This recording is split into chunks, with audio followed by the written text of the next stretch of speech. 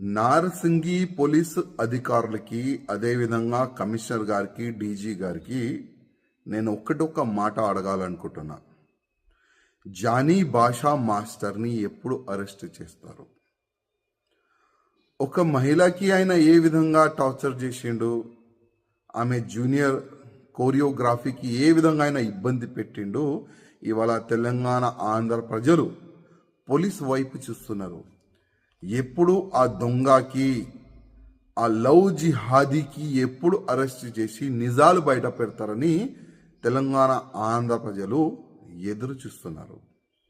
అదేవిధంగా నేను పోలీస్ అధికారులకి రిక్వెస్ట్ చేస్తున్నా, ఇవాళ లేకపోతే రేపు ఆయన అరెస్ట్ అయిన తర్వాత ఈ ఒక్క అమ్మాయి నుంచి కాదు, ఇంకా ఎన్ని అమ్మాయిలకి నా ఇబ్బంది పెట్టిండు, ఎన్ని అమ్మాయిలకి కన్వర్ట్ అయిపోండి అని ఆఫర్ ఇచ్చిండు, అది కూడా ప్రజలు ముందు పెట్టాలని నేను పోలీస్ అధికారులకి రిక్వెస్ట్ చేస్తున్నా.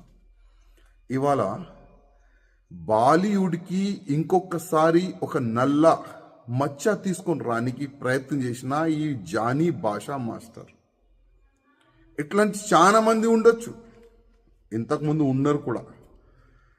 ఈ ఫిల్మ్ ఇండస్ట్రీలో పని చేయడానికి వచ్చే వాళ్ళకి కానీ, ఈ జూనియర్ ఆర్టిస్ట్కి కానీ చాలా వరకు ఇబ్బందులు గతంలో కూడా పెట్టినారు.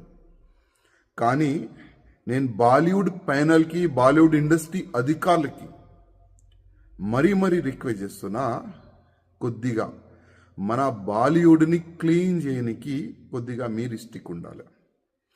ఇట్లాంటి ఎవరైనా మహిళలకి ఇబ్బంది పెడితే, కన్వర్ట్ గురించి ఆఫర్లు ఇస్తే ఇంకొకసారి బాలీవుడ్లో అయినా కాలు పెట్టకూడదు. ఆ విధంగా మీరు ఒక చట్టం తీసుకొని రాండని నేను బాలీవుడ్ ప్యానల్కి నేను రిక్వెస్ట్ చేస్తున్నా. ఎందుకంటే ఇవాళ చాలా వరకు ప్రజలు హీరో హీరోయిన్ని చూసి వాళ్ళకి ఫాలో అవుతారు, చాలా వరకు ఫ్యాన్స్ ఉంటారు. కానీ ఇట్లాంటి కొంతమంది వల్ల మొత్తం బాలీవుడ్కే చెడ్డ పేరు వస్తుంది.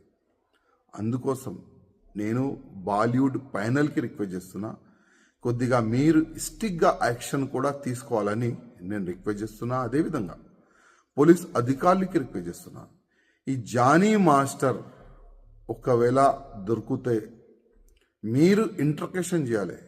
ప్రేమ ఇంట్రకేషన్ కాదండి. ఏ విధంగా ఒక దొంగకి, ఒక రౌడీ చేసేవాడికి, ఒక మర్డర్ చేసేవాడికి ఏ విధంగా మీరు అది ట్రీట్మెంట్ చేస్తారు కదా, ఆ విధంగా ఈ జానీ భాషా మాస్టర్కు కూడా ట్రీట్మెంట్ మంచి చేయాలి, మంచిగా పనిష్మెంట్ ఇవ్వాలి, నిజాలు బయటికి తీసుకుని రావాలని నేను పోలీస్ అధికారులు కూడా రిక్వెస్ట్ చేస్తున్నా.